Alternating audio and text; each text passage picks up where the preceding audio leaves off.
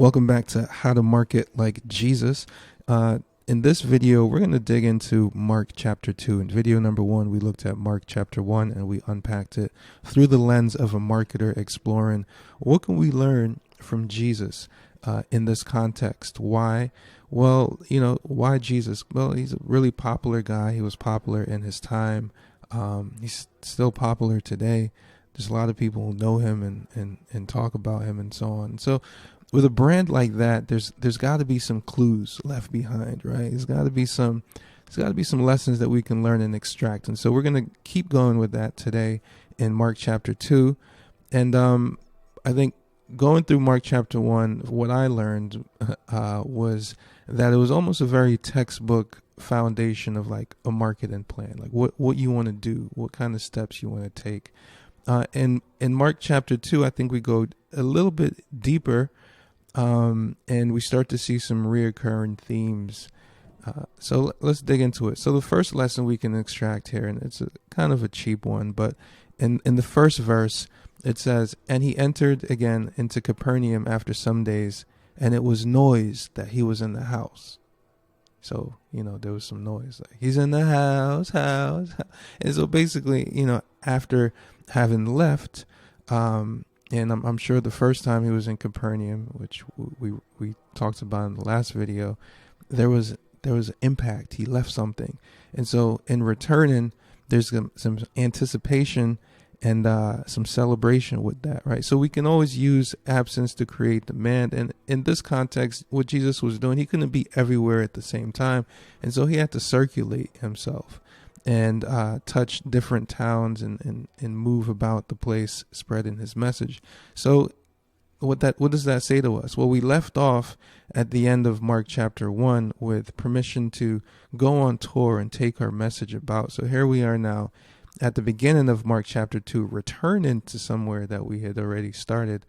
And so with that, along the way, we want to always be delivering. So straightway, many were gathered together, insomuch that there was no room to receive them. No, not so much as about the door, and he preached the word unto them. So that's the always be delivering part, right? The people were gathered, and what did he do? He used the opportunity to preach the word. There was not an opportunity that he did not seize in order to preach his word. So what does that tell us as marketers, right? We can't really be frivolous with our message. We have to be deliberate and intentional. And whenever we are able to gather or summon an audience or attention, it has to be in the direction of something. And the message that he delivers here now, when Jesus saw their faith, he said unto the sick of the palsy, "Son, thy sins be forgiven thee." But there were certain of the scribes sitting there and reasoning in their hearts, saying, "Why doth this man speak blasphemies? Who can forgive sins but God only?" So here, I think this is a really good point to unpack here, is Jesus is giving people in pain permission to forgive themselves for their own self-inflicted shames and guilts and whatever they've accumulated on the way to meet him. He's letting them know, listen, you have to, in order for you to be free from this thing, you got to forgive yourself, right? And the scribes are hearing this and they're interpreting it like, whoa, what are you saying? Forgive yourself. Like the only person who can forgive them is God. Like unless you're God, or unless you're telling them that they're God, or that y'all are both gods, like that doesn't, anyway. So the core here and the important part as a marketer is we want to remind our audience that whatever it is that got them to where they are in terms of what they're struggling with, that it's not their fault, right? It's not because they are, flawed or all this type of negative things. Like there has to be like a self-relief and release in order to take certain steps and actions that are going to get you to where you want to be. And giving your audience that permission is really, really important. And again, now we see the reoccurring theme, right? And he went forth again by the seaside, and all the multitude resorted unto him, and he taught them. So I think there's a little distinction here, right? Because we just said that, and he preached the word unto them. So, and the word that he preached unto them was like, you got to forgive yourself. But then after that, now he's teaching. So he's preaching and he's teaching. And as a marketer, teaching is a really effective way of promotion, because once you have gathered people unto you, right? So the multitude resorted unto him. They were able to find peace in his word. And from that vantage point, he was able to teach. So as we attract people to our brands, our businesses, our companies or whatnot, we have to educate them on their problems even deeper, right? So once we kind of get not the surface level, but the what you really need to hear first. Like, remember last video we talked about the rebuke. Here we're talking about the forgiveness, right? So we're rebuking the devourer, and here we're forgiving ourselves of anything we may have done in the process. And now we get into the teaching. Fourth piece, immerse yourself in the problems of your market. So, and it came to pass that as Jesus sat at the meat in his house, many publicans and sinners sat also together with Jesus and his disciples, for there were many, and they followed him. And when the scribes and Pharisees saw him eat with publicans and sinners, they said unto his disciples, how is it that he eateth and drinketh with publicans and sinners? When Jesus heard it, he said unto them, they that are whole have no need of the physician, but they that are sick. I came not to call the righteous, but sinners to repentance. So here we are. Jesus is not isolating himself from the people with the problems. He has immersed himself. He's allowed them to come and find him. He's dining with them. He's getting to know them. They're getting to know him. And the skeptics on the outside, they're saying, whoa, if you're supposed to be so good and all of that, like why are you defiling yourself, so to speak, you know? And from a marketing perspective, let's just straight to that. If you are not comfortable with, if you are not familiar with the people who you are here to serve, if you're not able to break bread with them and dine with them and commune with them, then how are you going to effectively be able to serve them? Not only that, but if your service is to make them whole, then you have to find the broken, right? So whatever the solution is that your product, your brand, your service provide, the only people you need to focus on is the people for whom that solution is broken, for the ones who have the problem, right? Anything else, the people who don't have the problem, like, that's fine, you know, but this is who you got to surround yourself with if you want to become useful and effective to them.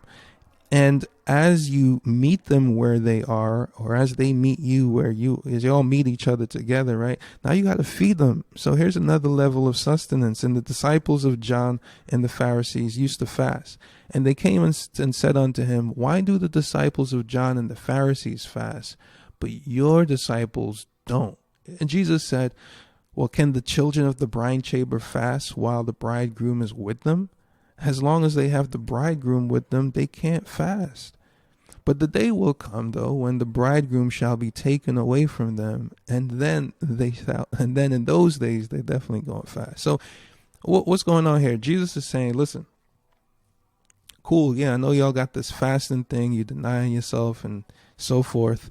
However, the people who surround themselves with me, like, I got to make sure they're fed. Like, I'm not in the game of trying to control them by forcing them to deny themselves of sustenance. As long as I'm around, they're going to get fed. Right?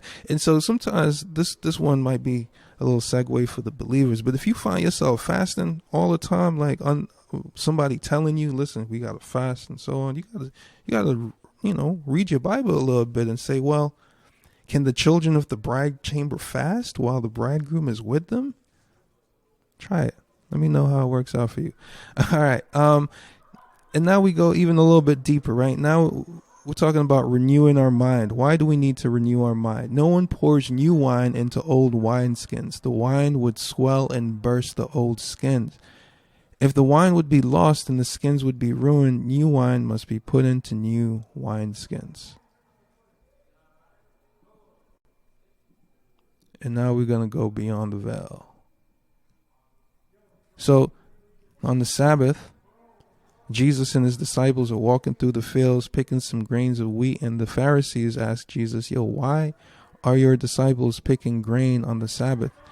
It's not supposed to happen. And Jesus said, haven't you read what David did? Oh, you know what?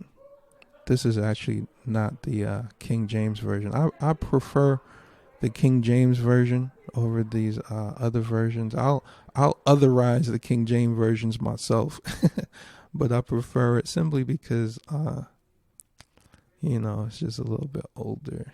Anyway, Jesus answered, haven't you read what David said when he and his followers were hungry and in need? It was during the time of Abiathar the high priest. David went into the house of God and ate the sacred loaves of bread that only priests are allowed to eat. He also gave some to his followers. Jesus finished by saying, people were not made for the good of the Sabbath. The Sabbath was made for the good of the people. So the Son of Man is Lord over the Sabbath. All right, so there's a lot going on here. But to sum it up really quickly, Jesus is saying here, listen, man, like the good stuff, y'all have been holding the good stuff away from my followers. Like I need them to eat as well, right? So if there are things in your industry, in your market that have been held back from your customers by other providers in your industry who've been denying them of what they deserve to have, God-given duty to deliver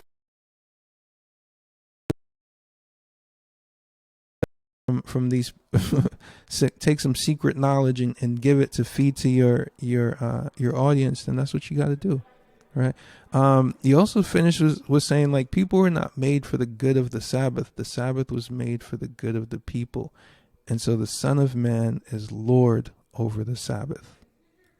So all throughout this chapter here, Jesus is being a contrarian in his market.